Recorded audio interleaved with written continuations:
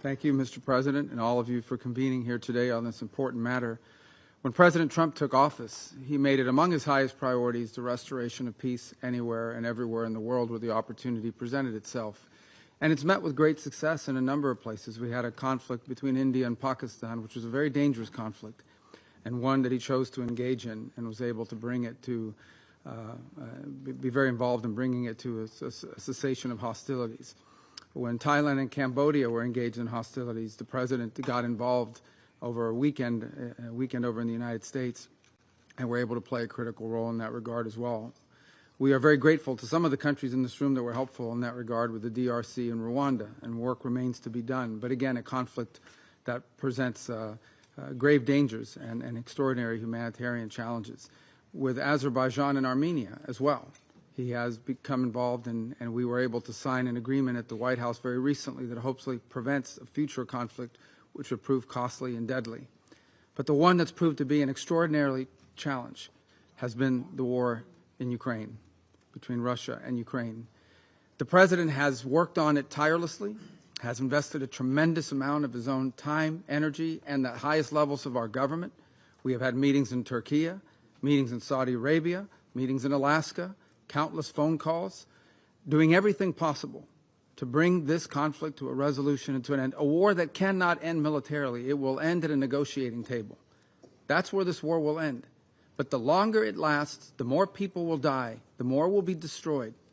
Some of the numbers we are seeing in the loss of life among military personnel, for example, on the Russian Federation side, are staggering. Staggering. In 1 month alone, more loss of life than in the entirety of the U.S. engagement in Afghanistan or Iraq. This war has to end, and we have done everything we possibly can and will continue to do everything we possibly can to bring it to an end. Very generous offers have been made. For example, a ceasefire at the current lines of contact, while all the other details on the future of the conflict could be worked out in terms of future territorial lines. The President has shown extraordinary patience in terms of not assessing additional sanctions in the hopes of having a breakthrough in this regard.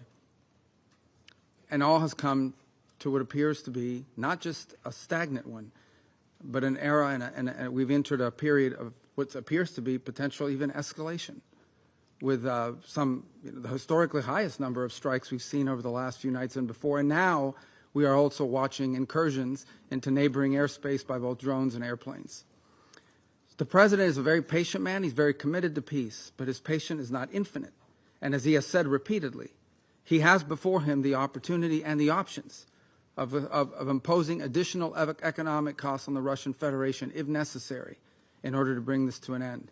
He also has before him the option, as he has already chosen to do in some circumstances, to sell defensive weaponry and potentially offensive weaponry so that Ukraine can defend itself from this assault by purchasing that weaponry.